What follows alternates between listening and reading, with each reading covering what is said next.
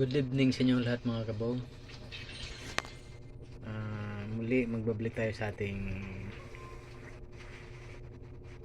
mga alaga na fish, mga beta fish and guppy mga kabaw. Kunting flex lang natin sila kasi matagal na hindi ako nag content dito mga kabaw. Yung kabaw mga aking na meal na yellow koi. Yung mga Dalmatian mga kabaw. Parang Dalmatian siya, lalaki to. 3 months na ito kagabon, mga 3 months tayo. Yung try ko nito sa breeding pero di ako nag-success. Medyo tsaka ito pa nga pala kagabon nga yung yung dati kong mga fry nga nag-breeding ko last time sa mga fry ko beta. Ito na siyang kagabon, malaki na sila yun. Yan sa mga kagabon. Ayan, saka nasaan ba ito? Yan na siya kagabon mo, yan na. Yun dati kong mga fry mga kabom, yung mga anak na mga bita ko. Success tayo dyan ng mga 12 pieces lang siya kabom eh. Sa dami nila mga kabom, yung nabuhay sa akin 12 piraso lang. Dalawang parents pa yan ha. Yung nanay ng isa yung mustard red dragon, tsaka biltel na biltel na green. Ito yung produce mga kabom, ito yung success tayo dito mga kabom. Kahit kunti lang, at least paano may kunting idea na tayo kung paano mag-breeding ng beta mga kabom at saka gapi. Sobrang hirap lang kabom po, try and try lang until to success. Kaya sa kahit paano tagumpay din tayo ng success na yung kabom. Tsaka ito pa yung mga kasama niya kabom. Ito mga maliit pa yan po. Yan mga kabom, yan magkapatid yun mga kabom, isang tatay lang yan. Tapos ito naman ang isa. Magtaka kayo kabom bakit maliit yan, dahil yan mga babae yan. Ito lalaki yan kabom, kailan tumalon naputol yung buntot. Tumalon yung kabom. Tsaka ito yung mga kapatid yan, ito mga nasa grapon lang, medyo groom ko na sila. Grooming sa mga 3 months na kasi kailangan natin i-groom yan. 3 months na kailangan italisay natin, extract para gumanda yung kulay at saka yung condition sila lagi.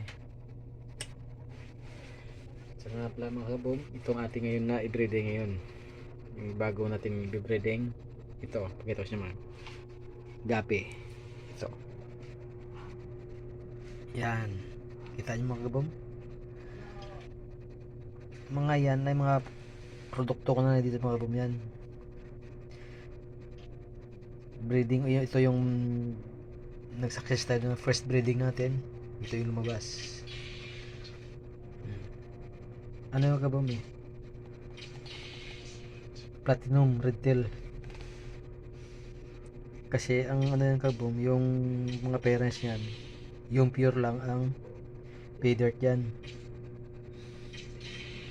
Yun pay dirt ang pure dyan, yung lalaki. Tapos mga kabom, yung babae kalas na ng EFR. Kaya nung breeding ko sila, ito nang lumabas, hindi na pure. Yung nakuha nakuha na sa body ng lalaki, yung katawan ng kabom. Natin yung katawan ng ng ating male. Yan? Yan diba? Platinum yung body, pero yung hydrosal niya tsaka tail pula, nagmana sa albino full red. Yun yun yung hirap talaga mag binili ko to kagbam yung partner yung pure strain natin pay dirt. Yan 150, dalawang piraso mga kabom, para siyang babae lalaki. Kaya nangyari, after 2 weeks namatay yung female ko na pay dirt. Kaya ginawa ko, bumili ako ulit ng kalas. Kahit kalas lang binili ako, kalas ng albino full red or AFR. Ginpartner ko dun sa pure strain na pay dirt. Kaya itong lumabas mga kabong. Kaya ngayon, ito naman natin breeding. Actually, hindi naman talaga siya pang mga kalas naman talaga sila, pero magaganda pag pang aquarium lang pwede kasi ang ganda ng mga kulay Huwag na natin pang show na pang laban-laban, hindi na gusto natin sa lang. Importante maganda yung tingnan sa aquarium.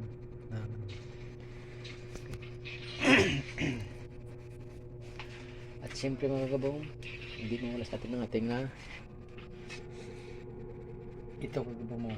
Ito ang maganda, iplano ko nga i-partner ko rito sa dito sa yellow koi ko.